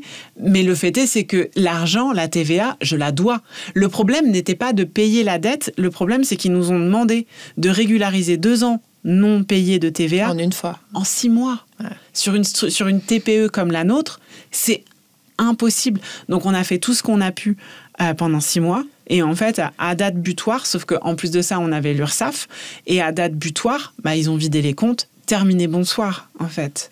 En fait, tu peux tout perdre en 48 heures. Ouais. C'est ça qui est délirant. En 48 heures, tes comptes, ils sont bloqués, saisis, gelés, il se passe plus rien. Du coup, tes fournisseurs, ils te livrent plus. Tu peux plus faire tourner ton resto. Derrière, t'as plus d'électricité. En vrai, effet boule de neige. Et c'est pour ça que dès qu'on a eu la cagnotte, parce c'est pas qu'une affaire d'argent, en fait, ce qu'on a trouvé à travers la cagnotte, c'est qu'on a aussi rencontré des gens. Et il y a tout un tas de gens qui nous ont permis de pouvoir rédiger et des courriers et des méthodes. Il y a des méthodes pour négocier. Il existe des méthodes. Et si quelqu'un qui écoute et se retrouve dans ce truc-là, il y a des méthodes derrière pour négocier. Nous, on a eu des gens pour rembourser. Qui étaient arrivés, mais avec parce que nous, on parle quand même d'une dette de 6 000 balles. Ouais. Tu vois, on parle pas... ils sont quand même prêts à te faire fermer pour 6 000 balles. C'est quand même compliqué, tu vois. Bon, après, tu te retrouves au tribunal de commerce et tu te défends. Oui. Mais sauf qu'en attendant, tu vois, c'est un vrai coup de massue, c'est un vrai coup dur. Mais on a rencontré des gens qui nous ont dit, nous, les gars, on est déjà passés par là, voilà ce qu'il faut que tu fasses. Voilà ce qu'il faut que tu fasses. Et c'est ce que dit Flo. Si jamais quelqu'un est dans ce cas-là, on a la méthodo, en fait, pour pouvoir négocier, pour savoir comment faire, Ouais. Et qu'il ne faut pas hésiter aussi à demander de l'aide, en fait. Ouais. Ouais. C'est, en fait, le truc, c'est que la solution qu'on a trouvée, elle n'est pas que financière, parce que, en fait, l'État refuse de négocier, d'étaler ta dette au-delà de 6 mois. Mais le truc, c'est que, en fait, en vrai, t'es propriétaire de ta dette, tu vois. Ouais. Enfin, si tu peux pas rembourser au bout de 6 mois, en vrai, tu mets la clé sous la porte et l'État, il a rien. Et ouais, en fait, donc il préfère que tu rembourses. Si tu rembourses ta dette, c'est gagnant-gagnant. Ouais. C'est juste que, oui, il faut y mettre les formes, quoi. Et il faut apprendre à mettre les formes, en fait. C'est ça le truc qu'on a appris. Et c'était... c'était, vraiment on a rencontré une vraie communauté, en fait. Et c'est pour ça que sur l'aspect économique, qui était la question à la base, je pense que c'est un truc qu'on découvre maintenant sur le fait de déjà essayer au maximum de pratiquer les bons prix. Ce qui n'était pas forcément le cas jusqu'à maintenant, au vu des fournisseurs qu'on a, enfin du parc de fournisseurs qu'on a. Et surtout qu'on refuse les compromis. Ouais. On a aucun compromis. On essaye de davantage communiquer et expliquer comment on fonctionne. Mais par exemple, pour la viande, on travaille avec un GAEC, donc un regroupement agricole de petits producteurs. Moi, j'ai une liste très, très courte de produits disponibles. Et surtout, que je peux travailler dans mes prix. Donc, c'est vrai que sortie du poulet ou du porc, c'est quand même assez exceptionnel. Et les légumes, c'est que du bio, du français. Y a énormément de choses qu'on va chercher directement chez nos maraîchers. Les œufs, c'est que du bio. Et du coup, il faut pas se mentir que ça a un coût, en fait. Mais il y a tout un travail d'évangélisation derrière, d'expliquer justement d'où vient ce coût. Ouais. Et finalement, c'est un coût que tu gagnes sur ta santé, et sur le plaisir, et j'en passe. Mais expliquer aux gens, en fait, pourquoi ça coûte tant, quoi. Et puis aussi comprendre qu'il n'y a pas que ce que tu as dans ton assiette. En fait, tu payes aussi tout le fait que quand tu manges sur place, c'est apporté par une serveuse qui est payée, que ta vaisselle, elle est propre, elle est en porcelaine, que tu es chauffé, c'est éclairé, tu t'es lavé les mains avec du savon, tu t'es séché avec une serviette, et que tout ça, en fait, il y a un coût de la gratuité, en fait. l'invisible n'est pas nécessairement gratuit. Et du coup, c'est tout ça que tu payes. Et parmi tous ces gens qu'on a rencontrés au moment de la cagnotte, on a été accompagnés par une coach, en fait, en professionnel. Ah, cadeau. Qui a souhaité apporter, en fait, sa pierre pour pouvoir nous aider, en fait, à mieux nous structurer. Ok. Elle a revu tous les coups avec vous Elle nous a amenés à changer les coups. Ouais. Ok. Elle nous a amenés à changer les coups. Ça a été un travail... c'est chiant. Ouais. C'est chiant, c'est dur au départ. Ouais, on n'a pas envie. Hein. Là, c'est-à-dire que là, t'es pas juste dans ta séance de psy perso, c'est que t'es dans ta séance de psy et en plus de ça, t'es au boulot. Et puis, il y a des trucs que t'as pas envie de voir en vrai. Quand t'es au boulot, tu te dis, t'as un petit peu envie de te cacher derrière et en vrai, t'es obligé d'y aller, mais je pense que c'est nécessaire. Oui, c'est que pour le mieux derrière. C'est un travail nécessaire, c'est un travail... nous, ça nous a permis de mieux nous positionner sur les prix, ça nous a permis de mieux nous positionner sur la com, de peut-être parfois moins se laisser deviner sur savoir ce qu'on peut faire ou ce qu'on sait faire, de plus savoir le dire, qui nous amène à être dans ce genre de podcast, parce que sinon on serait jamais venu avant le travail avec la coach. Oh, peut-être. Hein. C'est hyper difficile de s'ouvrir, de parler, de dire ce qu'on sait faire. Ouais. Oui, vous n'êtes pas passé par les thérapies ou des trucs comme ça. Hein. Moi, j'ai l'habitude de parler de moi parce que je parle en thérapie depuis 15 ans. Hein. Mais non, c'est... après, moi, c'est vraiment quelqu'un que j'adore travailler avec elle. Hein. Mais c'est vrai que parfois, t'as intérêt de raccrocher à ton slip. Quoi. Ouais. Waouh. Mais, et du coup, c'est vrai qu'on a revu les coûts, économiquement, comment améliorer. Et c'est un travail qui est... méga bénéfique. On n'a pas du tout terminé. On est vers la fin, mais c'est vrai que là, c'est la première année où tous nos crédits se remboursent. Là, on n'a pas encore fini de purger le contrôle fiscal, mais c'est ce que je te disais, c'est que cet argent-là, on le doit. Ouais. Donc, tu vois, on ne sait pas... il nous a mis 60 balles d'amende pour le contrôle fiscal. Donc, ce que je veux dire, c'est qu'il a de lui-même compris que... oui, il y avait un manquement, mais il n'y avait pas fraude, tu vois. Et puis du coup, tu sais, on vérifie chacun de tes tickets. Enfin, tout est passé au crible.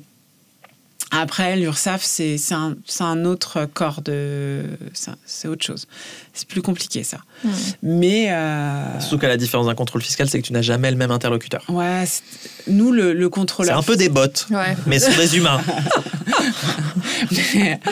Et c'est vrai que le contrôleur fiscal, quand on a eu la galère et qu'il a fallu tout renégocier et surtout comprendre qu'en fait, nous, on était réellement en train de tout perdre avec 2 gamins...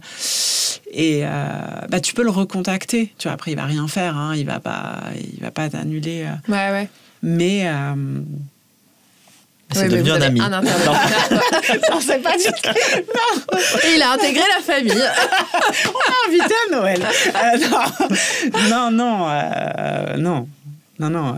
Mais en plus de ça, quand on a fait le contrôle fiscal, moi, j'étais émotionnellement, j'arrivais plus du tout à tenir. C'est trop difficile. Ah, non, mais c'est clair. J'ai cru qu'il allait me faire un câlin parce que même lui, il était mal de me voir mal, tu vois.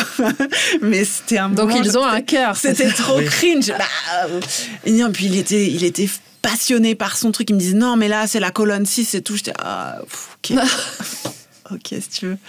Mais donc voilà, et c'est vrai que pour en revenir il y a des choses où on a pris le parti, et c'est un vrai parti pris, c'est que on a eu pendant très longtemps un commis plongeur, donc c'est quelqu'un qui va faire ta plonge, assurer vraiment toute ta marche avant, etc. Dorénavant, on se partage en fait cette tâche. À savoir que quand tu cuisines pour 100 personnes, ça fait du bordel. C'est clair. Ça fait vraiment beaucoup de trucs à laver. Tout en sachant qu'on fait tout nous-mêmes, de A à Z. Ah, c'est ouf. Hein. Grosso modo, à part le fromage, le pain et pondre les œufs, on fait tout nous-mêmes de A à Z. Ouais. Voilà. Ah, les œufs, je suis déçue. Mais Et du coup, c'est vrai que ça fait du bordel, mais... En fait, je suis toujours tellement contente, même maintenant, tu vois, ça fait 2 ans que je fais ma plonge. Et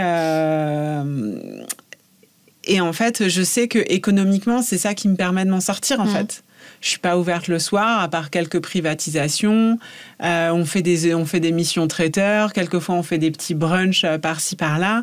Mais concrètement, ma superbe contrepartie, c'est que je suis tous les soirs avec mes enfants, tous les week-ends avec mes enfants.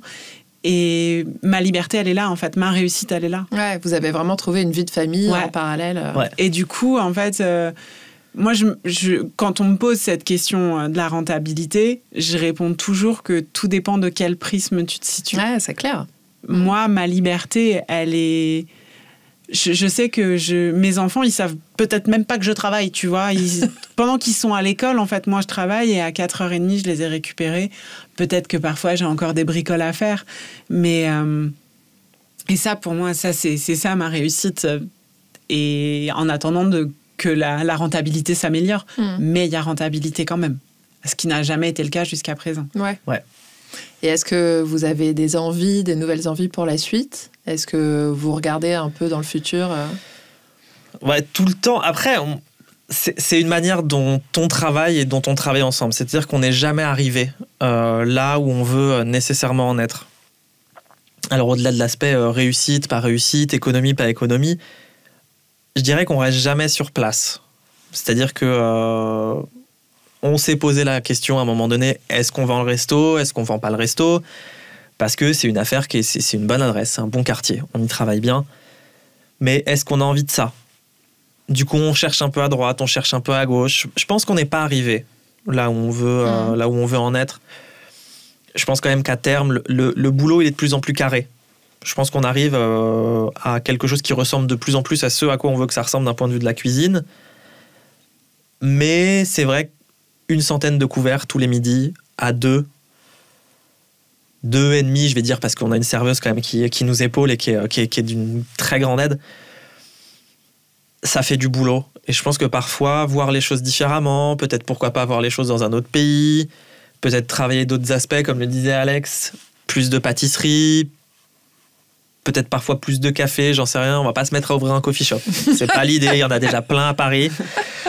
Mais non, je pense qu'on n'est pas arrivé. Parfois, on se pose la question de la campagne. On réfléchit toujours. On essaie de rester dispo sur ce qui se passe. Essayer de rester dans le coup, essayer de regarder ce qui se fait. Et puis toujours essayer de coller à nos valeurs parce que qui nous peut-être parfois jouent des tours d'un point de vue économique parce qu'on négocie pas. On négocie pas sur ces valeurs-là et sur les produits, sur la manière dont on veut faire. Mais voilà, on reste toujours ouvert. Donc en vrai, les envies, ça évolue quand même un peu tout le temps. Hein. Ouais, non, on est... Moi, j'arrive souvent quand même avec une idée de... J'ai un nouveau truc. Non, puis ma vérité d'aujourd'hui n'est pas ma vérité de demain. Bien sûr. Et du coup, en fait, nous, on tente. On tente. Et puis, parfois, ça réussit. Puis, parfois, ça réussit pas. Mais... en fait, il y a de la vie, quoi, tu vois. Il y a des trucs où juste, on a tout le temps envie de faire plein de trucs. Et puis, parfois, ça marche pas. Puis parfois... J'adore. J'adore. Vous êtes vraiment des entrepreneurs, quoi. Ouais, je me verrais pas du tout... je pourrais pas faire autre chose. Puis, c'est surtout... c'est vraiment... c'est ma personnalité préférée des Français, tu vois. J'adore... je me verrais pas plus travailler avec lui, c'est impossible. Parce qu'il y en a beaucoup qui redoutent justement le fait de travailler avec leur conjoint. Vous, vous recommandez à 1000%. Quoi. Ah ouais, moi... moi c'est... Parce que c'est du jour, une journée sans toi, c'est une journée gâchée. Oh.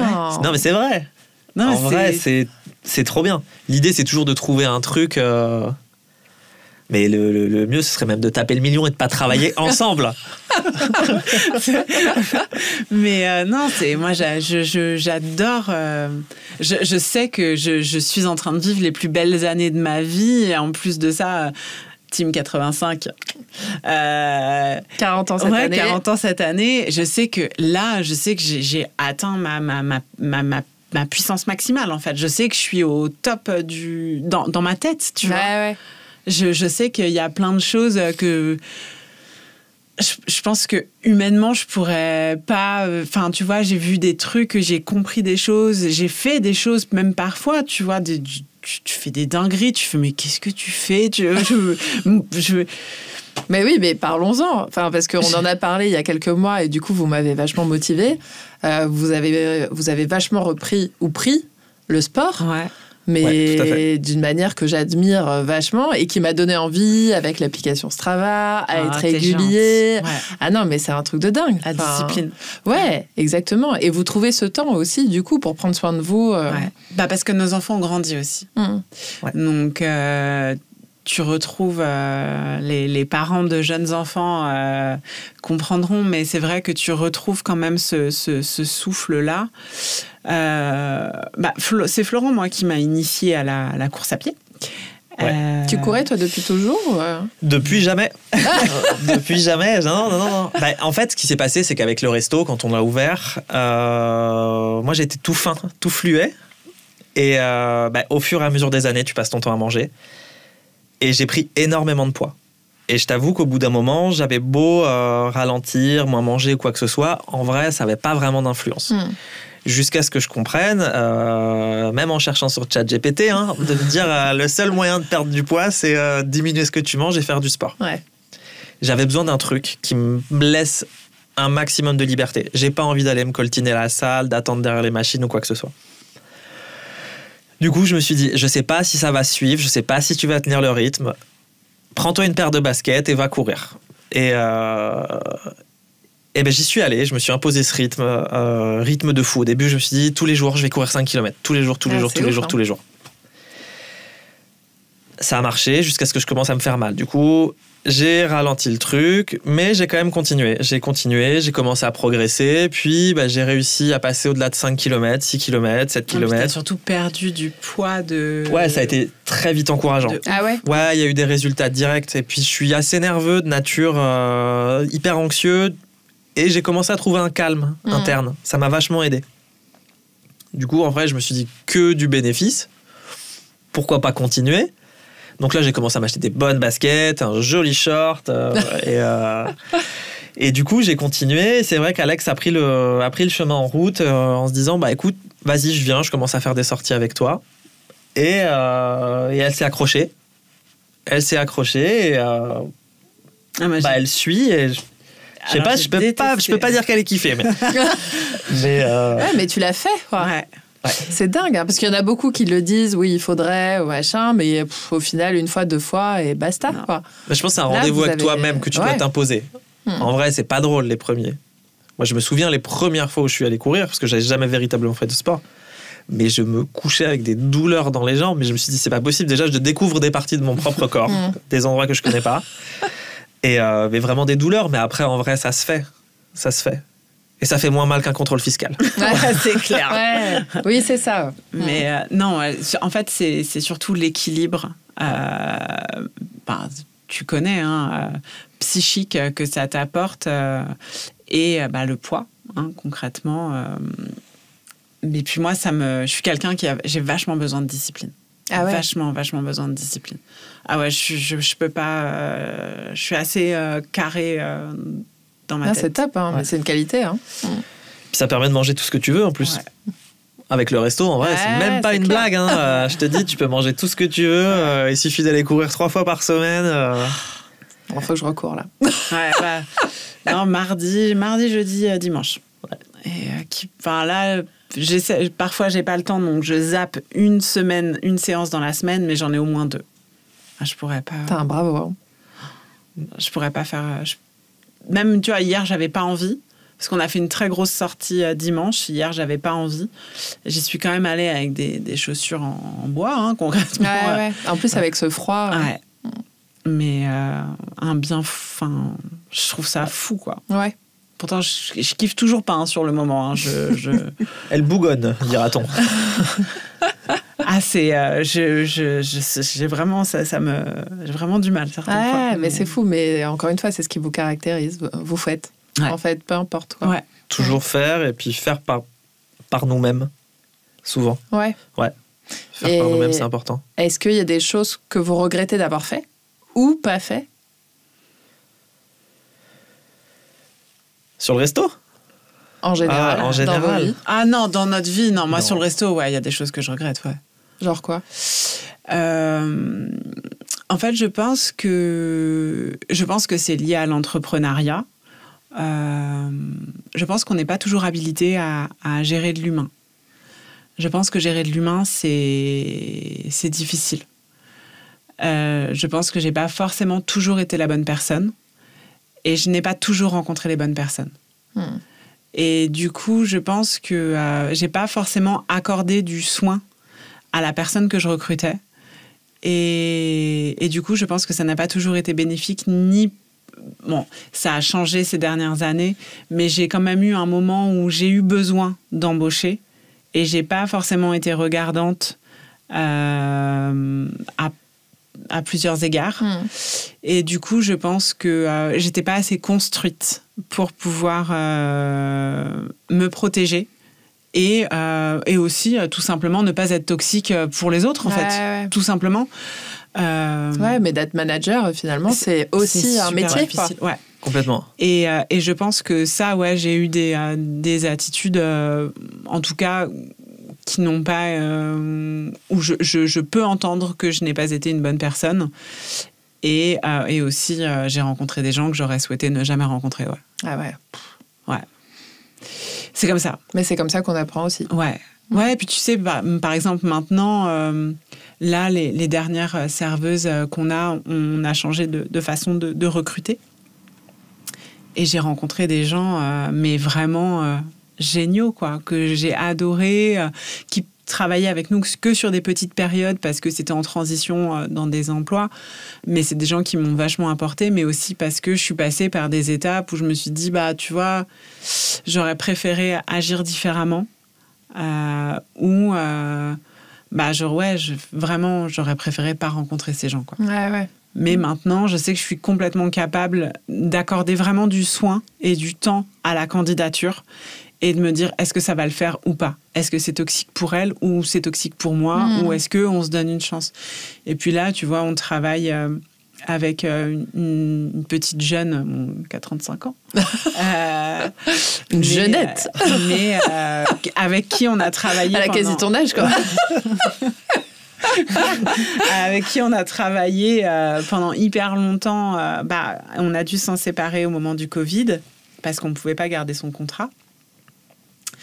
Et je suis hyper heureuse de l'avoir retrouvée.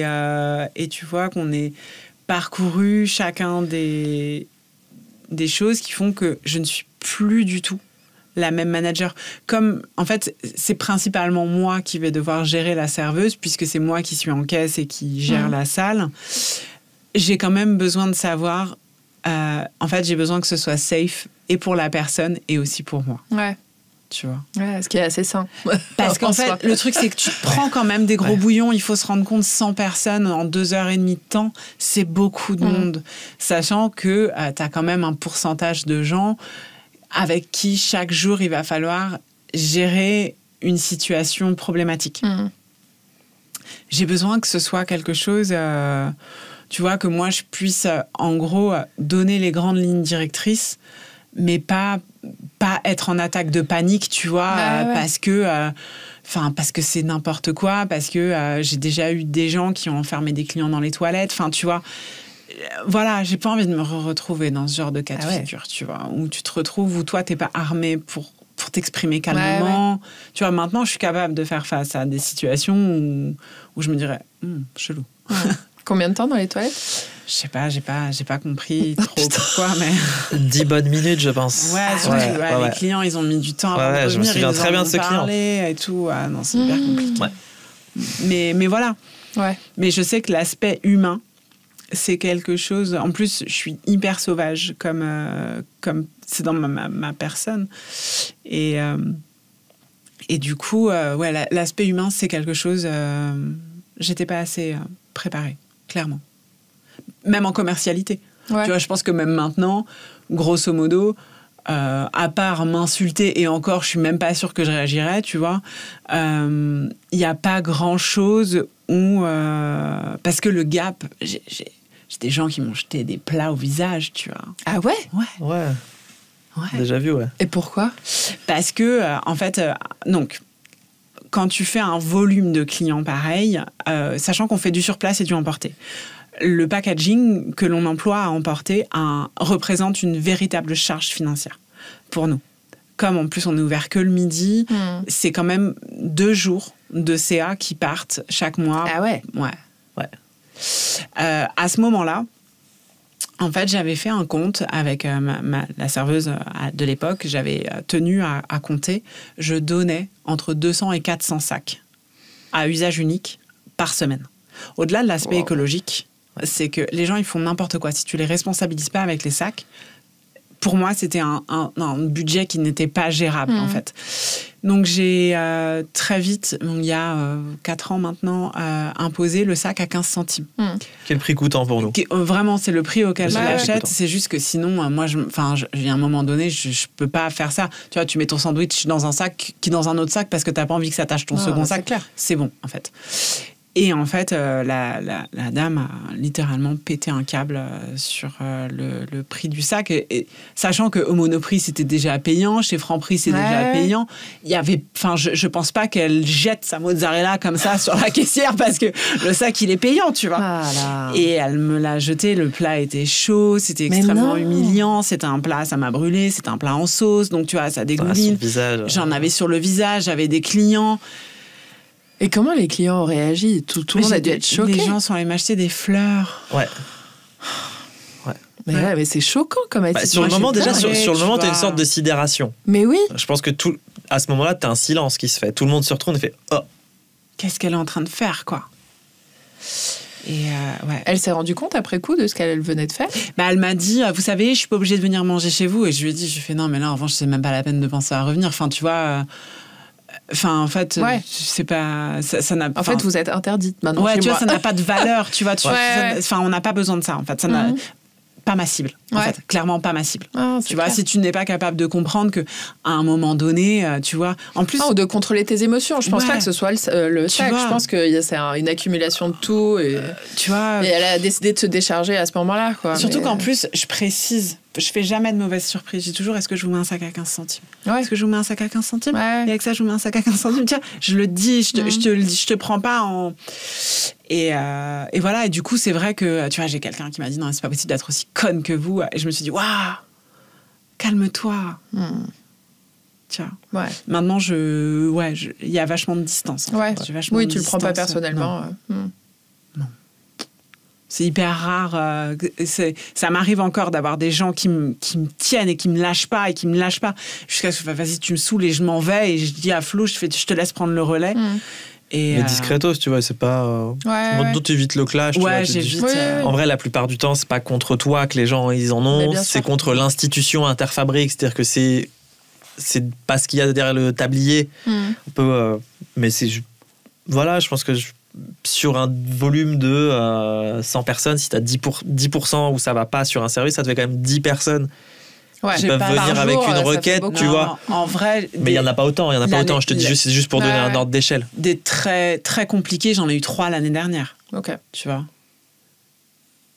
Et ça va. Ça, c'est, tu vois, ça finit... Tu sais que ces gens-là, ça finit par régler ses comptes sur Google, mais grosso modo, ça va. Tu vois. Ouais, après, c'est millième degré, il faut le prendre. Ah oui, non, mais c'est clair. Non, mais c'est vrai que quand tu mets autant... Pas s'en foutre, parce que c'est justement là, c'est là où on se sent atteint certaines fois sur cette problématique-là. Non, mais quand la critique, elle est pas... Tu vois, j'ai des critiques, il y a plein de choses où c'est hyper pertinent. Mais quand c'est pas une critique, tu vois, quand tu prends juste le sang parce que le sac, il est payant... Je peux rien faire, tu vois. Non, et puis t'es pas à 15 centimes, en fait. Donc, c'est... Encore une fois, je pense pas que ce soit le sujet. Tu vois, c'est... Donc... Et Flo, toi, il y a des trucs que tu regrettes d'avoir fait ou pas fait ? Alors, moi, je dirais qu'il y a 2 axes d'amélioration là-dessus sur ce qui aurait pu être fait. Alors, on va commencer. Le premier... Non, je dirais qu'en vrai, je pense que pour éviter toutes les problématiques qu'on a pu traverser ces 10 dernières années sur le resto, je pense qu'on aurait dû prendre un coach plus tôt. Parce qu'en vrai, sur un resto qui prend tout de suite, sur lequel tu cartonnes, en vrai, t'as du monde tout le temps, t'as 100 personnes par jour, c'est pas anodin. C'est pas anodin de travailler avec des gens, c'est pas anodin de devoir répondre à cette demande, de devoir manager des gens. Je pense qu'on aurait dû prendre un coach plus tôt, un coach en entreprise. Quelqu'un qui peut justement assurer cette partie-là, quitte à même certaines... Te muscler, en fait. Te muscler. Mais quitte à même certaines fois, je vois certains, il y a des restos qui le font, qui prennent un DRH en externe. Ça, ce genre de truc, mais c'est une aubaine. C'est une aubaine. Et c'est ce genre de choses. Et je pense que on aime faire les choses nous-mêmes et que certaines fois, à trop faire les choses nous-mêmes, on les fait pas forcément bien. Et je pense que c'est pas toujours au mieux pour tous, y compris nous-mêmes. Et je pense que ce changement-là, il serait sur le fait de justement être toujours mieux accompagné par autrui. Toujours essayer de déléguer un petit peu plus. Moins resserrer toujours certaines fois sur nous-mêmes et continuer comme on le fait pour la cuisine, de toujours s'entourer de ceux qui sont meilleurs que nous. Eh ben, sur la comptabilité, sur le management, sur tout ce qui va avec la vie du resto, justement ouvrir cette voie-là. Et c'est quelque chose qu'on essaie de faire aujourd'hui et sur lequel on essaie de repousser les barrières de ce qui se passe.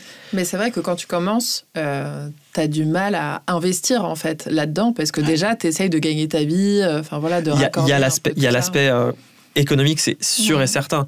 Mais je sais que tu vois par exemple sur le resto, quand le resto a vraiment explosé, je dirais aux alentours de 2019, qu'on a eu un deuxième enfant. On avait 2 équipes de resto.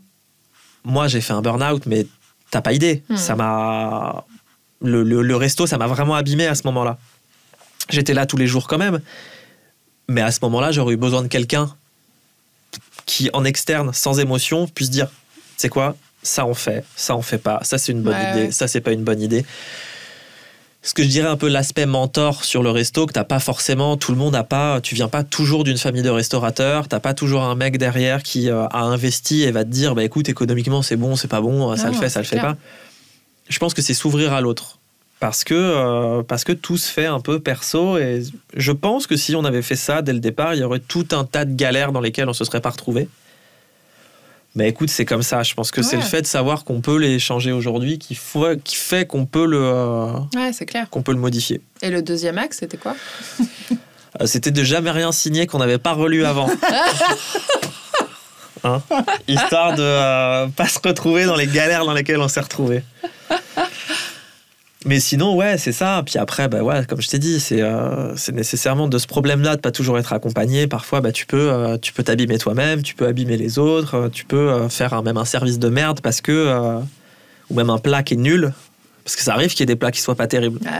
Vous restez des êtres humains. Mais parce que t'as pas voulu demander ou que t'as mis un peu trop d'ego de dire je suis sûr que ça va le faire, ça passe, et puis ça passe pas, tu vois.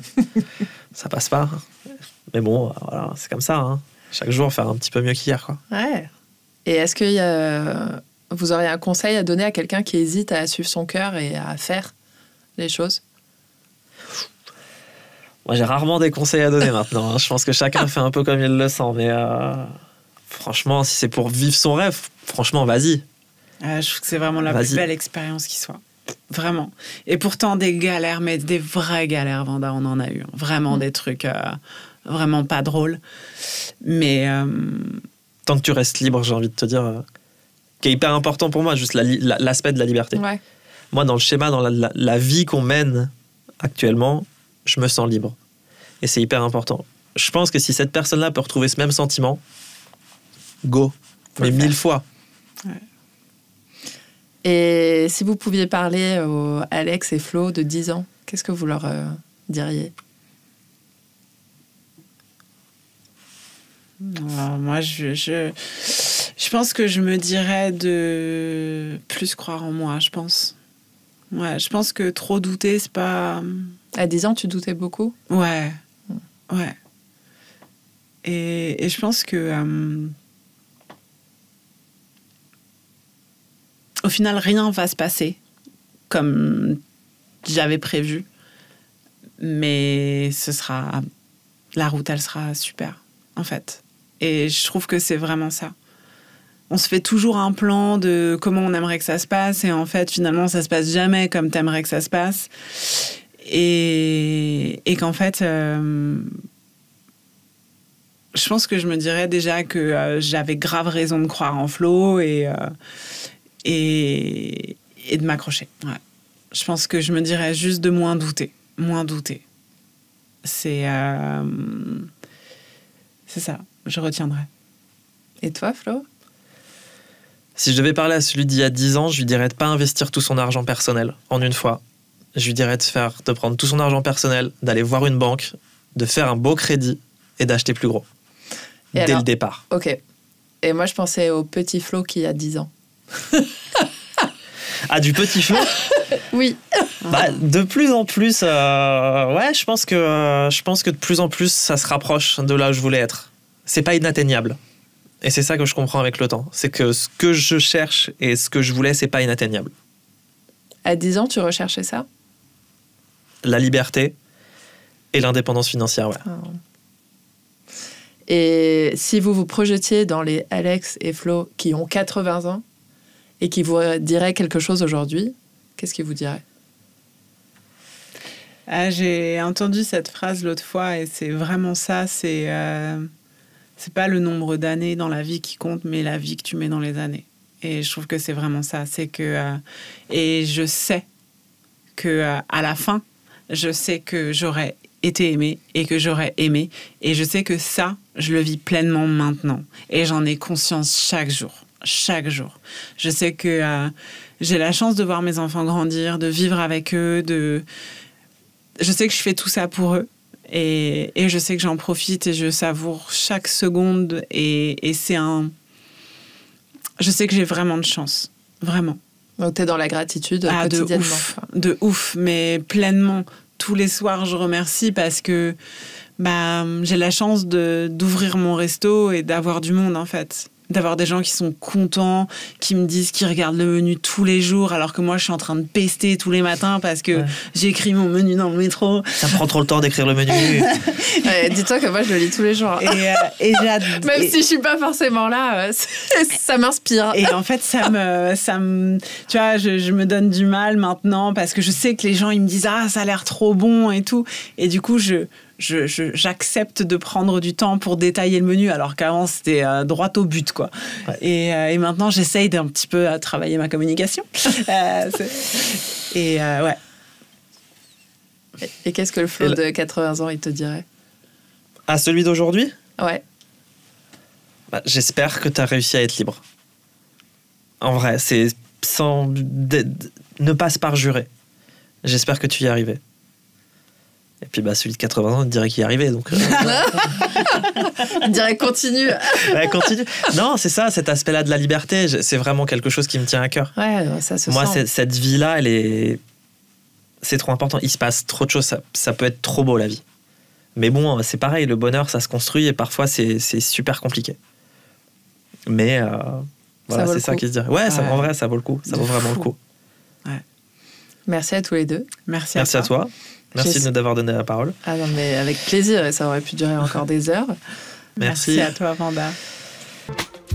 Merci d'avoir écouté Avec Vanda, le podcast. Si cet échange vous a inspiré, dites-le moi.